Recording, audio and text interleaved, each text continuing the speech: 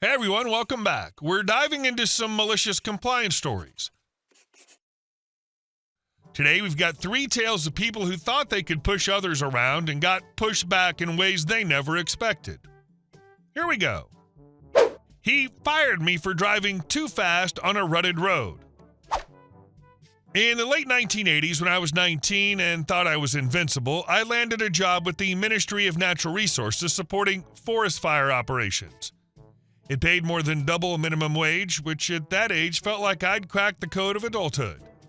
The real bonus was the unlimited overtime. Fire season had started early that year, and by mid-May I was already deep into long days hauling equipment, supplies, and occasionally personnel across a district that felt bigger than some countries. I later learned it was roughly the size of Indiana, but at the time it just felt endless.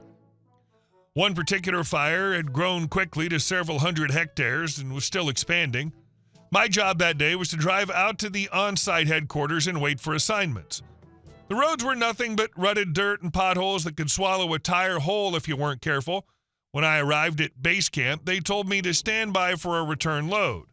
A little while later, I was directed to the helicopter staging area to pick up the fire boss, let's call him Rick, and a few others. I'd already learned on the drive, and that speed and those roads did not mix well, so I kept it cautious. About halfway back to base camp, I hit a deep pothole that jolted the truck hard enough to rattle teeth. Rick exploded immediately. "What the hell are you doing?" he bellowed. "You GD kids are always speeding. No respect for equipment, no respect for safety." He went on like that for a solid 5 minutes, shouting about recklessness and incompetence.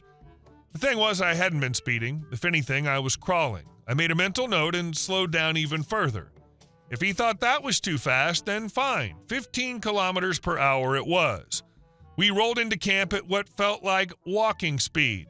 As soon as the truck stopped, Rick slammed the door open, stomped out, and yelled, "You're fired. Get back to district and process out."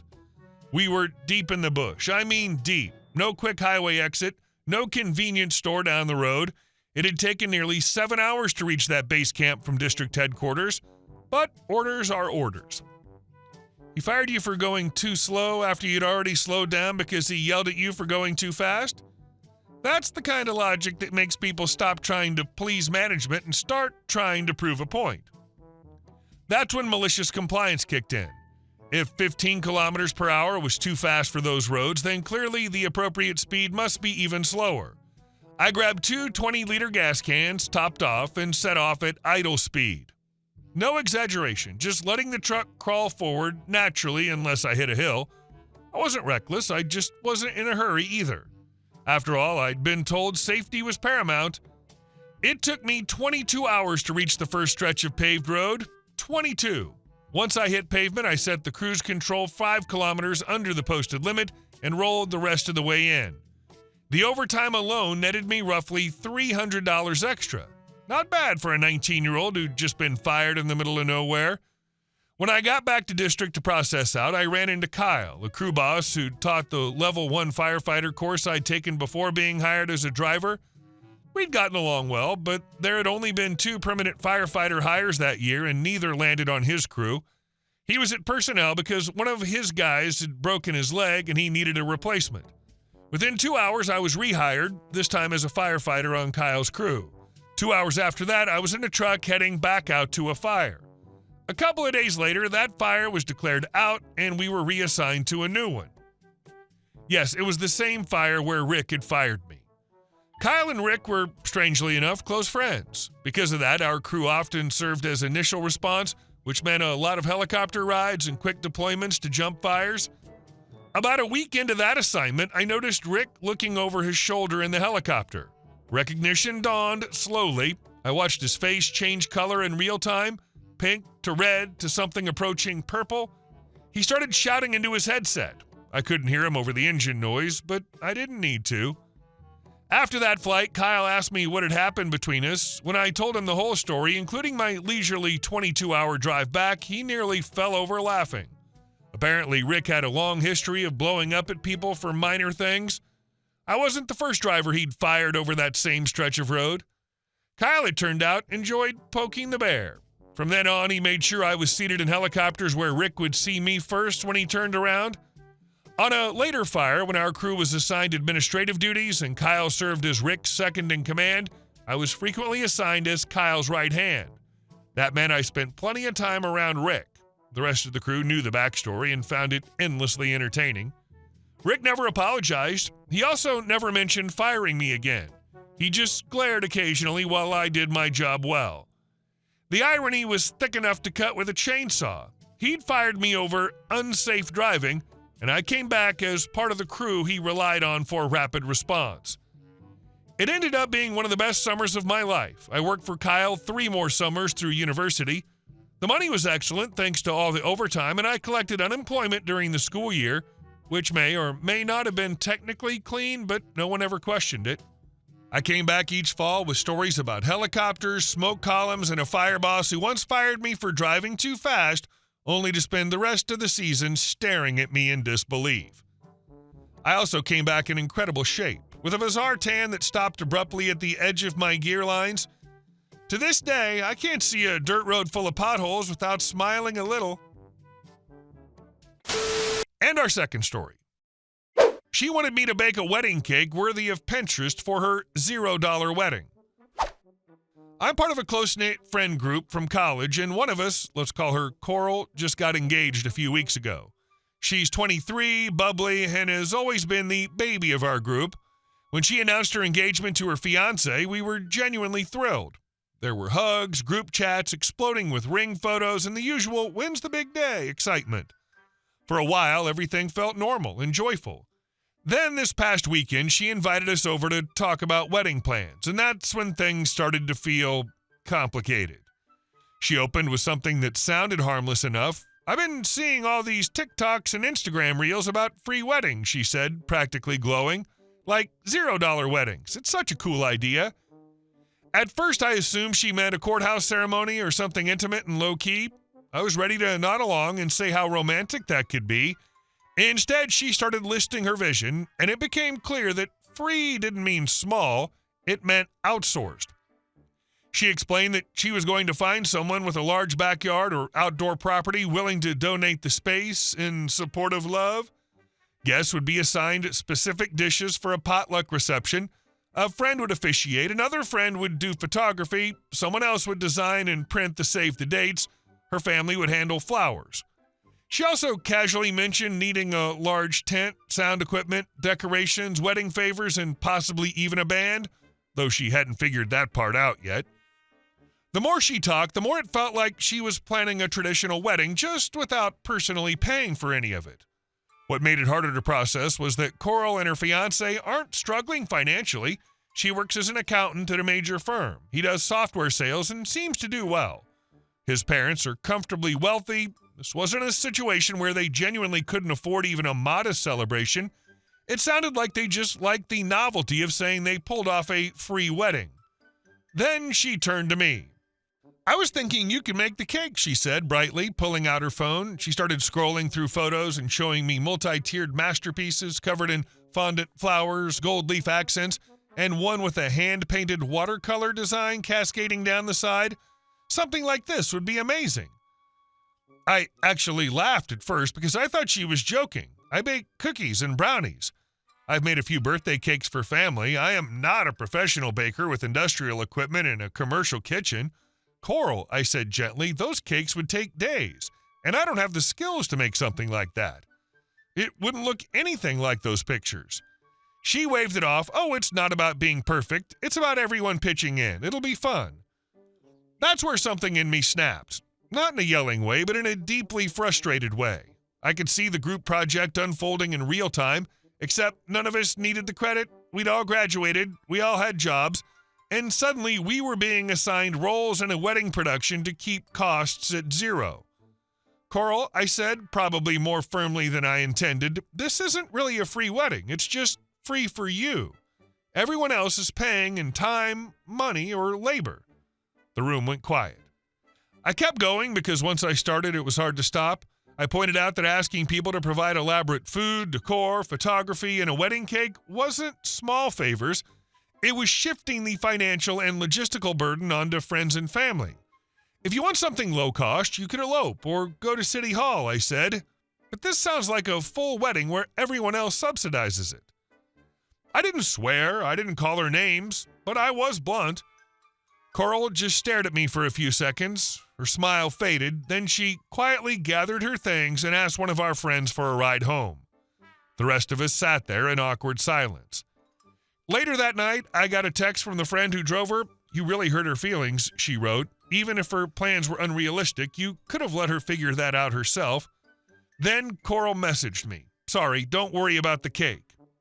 That was it. No emojis, no explanation, just that one line. Since then, I've been sitting with this heavy mix of guilt and irritation.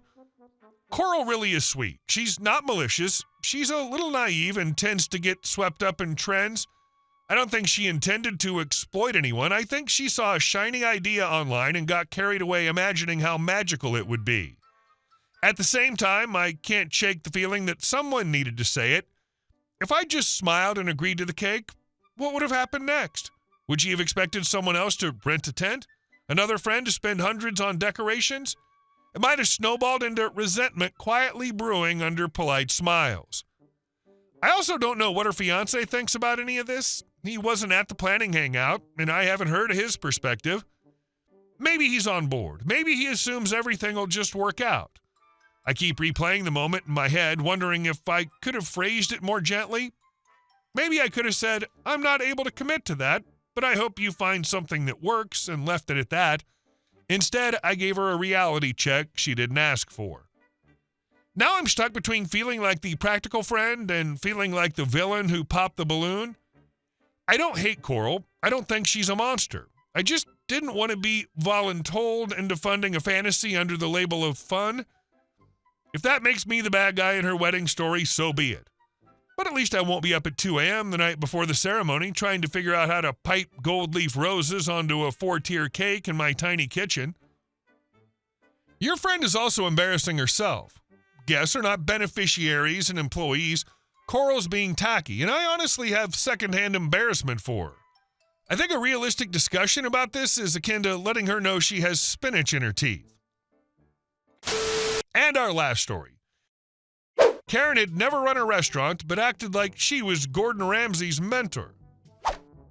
About 7 months ago, I was still new to serving. I'd hosted at a smaller restaurant before, so I understood the flow of a dining room, but being responsible for tables, timing, and tips was a different world. When a flashy new high-end restaurant opened in the center of town, I jumped at the opportunity. I interviewed early, hit it off with the owners and the head server, and was hired on the spot. I left that interview feeling like I'd just landed something big.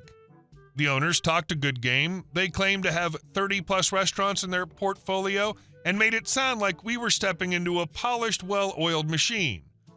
What they conveniently left out was that the husband was primarily an investor and the wife, let's call her Linda, had never actually run a restaurant in her life. She had opinions, confidence, and a whole lot of volume, but zero operational experience. At first, I brushed that off. Everyone starts somewhere, right? Linda took control immediately and aggressively. She strutted around like she owned half the town for decades, even though she'd only visited it a handful of times before signing the lease. She priced menu items like we were in a luxury district in Manhattan, not a mid-sized coastal city. Portions were small, prices were steep, and she refused to adjust when customers complained. "They just don't understand quality," she'd say, waving her hand dismissively. The chaos didn't stop at pricing. She would change menu items mid-service and expect us to keep up. "We're out of the salmon special," she'd announce at 7:30 p.m., "so just tell the tables it's now a lemon cream snapper." No prep, no tasting notes, no heads up. She blasted club music on weeknights in what was advertised as elevated dining. Guests who expected quiet conversation were instead trying to yell over bass drops. Complaints rolled in constantly. She ignored them. Somewhere in the middle of this circus, I was unofficially promoted. I started helping with schedules, training new hires, and managing floor flow when the head server wasn't available. I was doing the work of a manager without the title or the pay. We burned through staff at a ridiculous rate. Every single person I was hired with quit within months. Linda had a habit of turning on people after one bad shift. One mistake, one missed order, and suddenly she'd cut their hours until they gave up and left. She frequently tried to rope me into firing people. "Just tell them we don't need them anymore," she'd say casually. "I'm not a manager," I'd reply. "I'm not comfortable firing anyone." She'd roll her eyes and walk away, leaving me to clean up the emotional mess afterward. That was her specialty, lighting a fire and disappearing while someone else dealt with the smoke. Her favorite line was, "You're lucky I hired you. Lucky to be here, lucky to learn from me." She said it so often it felt rehearsed. The irony was that the only thing we were learning was how not to run a restaurant. The real breaking point came when a hurricane barreled toward us, a legitimate storm, the kind that sends weather alerts screaming across your phone. Businesses in our plaza were boarding up windows and sandbagging entrances. Not Linda, she insisted we stay open. "People still need to eat," she declared as wind gusts started rattling the windows. We stayed open until plaza management physically came to tell her they were locking the building and she had to clear out. She argued with them while the sky was turning green. I stood there thinking, this is not ambition, this is delusion. By the 6-month mark, I was exhausted. The screaming, the micromanaging, the constant disrespect, it wasn't worth the stress. I started quietly looking for another job and eventually landed one. To be safe, I planned to work both jobs for a bit. When Linda found out, she suddenly offered me an official manager position. "I see leadership potential in you," she said, as if she hadn't been dangling that carrot for months. I asked about the pay. It was laughable, less than what I could make in tips on a decent weekend. I told her no. That week, she cut me from the schedule. No warning, just gone. However, she'd previously confirmed a few shifts that hadn't been officially removed yet, so I showed up. She wasn't thrilled to see me, but she didn't send me home. I worked the shifts I'd been promised, and on my last night, I came prepared. I'd written down everything she owed me. Training hours we were never paid for, setup time before opening when we moved furniture and organized the dining room for free, the SafeServe certification she required and promised to reimburse. I had dates, hours, and amounts. After the shift, I approached her office. "We need to talk," I said. She immediately got defensive. "About what?" "About the money you owe me." Her face hardened. "You're not entitled to anything extra." I slid the paper across her desk. Training hours, setup hours, certification reimbursement. "I expect payment. If I don't get it, I'll be filing a wage complaint and contacting every agency I can." Her voice rose. Mine did too. It wasn't graceful. It wasn't polite. I told her exactly what I thought of her management style, her treatment of staff, and her inflated ego. I used words I don't regret. "You came with a list, dates, hours, amounts, everything she owed. She spent months talking down to you, cutting your hours, treating you like you were lucky to be there, and in the end, you were the one holding the paperwork. That's the difference between bluster and preparation." She tried to threaten me, to imply she could ruin my reputation in town. I laughed. "You don't have the pull you think you do," I said, "and I'm not scared of you." The next day, I received payment for every cent I had documented. It's been 7 months, and I still occasionally check job listings out of curiosity. Our restaurant posts the same ad over and over. "Hiring servers, great environment, join our family." The turnover hasn't slowed. It's a revolving door of hopeful applicants and disillusioned exits. Most of us who work there stay in touch. If someone mentions applying, we give them the real story. No exaggeration needed. The truth is enough. The restaurant is still open, technically, barely. The dining room's half full on a good night, and Linda's probably still telling someone they're lucky to work for her. The reality is, she was lucky anyone stuck around as long as we did. Story 1, the fired driver. He fired you for going too slow after you'd already slowed down because he yelled at you for going too fast. That's the kind of logic that makes people stop trying to please management and start trying to prove a point. Story 2, the $0 wedding. She saw a trend online and decided everyone else should fund it. A cake worthy of Pinterest, a venue donated in support of love, friends covering photography, decorations, favors. She's not poor. She just likes the idea of saying she pulled off a free wedding. Story 3, the restaurant Karen. She talked like she'd run 30 restaurants. She'd never run one. She screamed, cut hours, fired through passive aggression, and expected gratitude. Hey guys, thank you all for watching the video. I'll see you in the next one.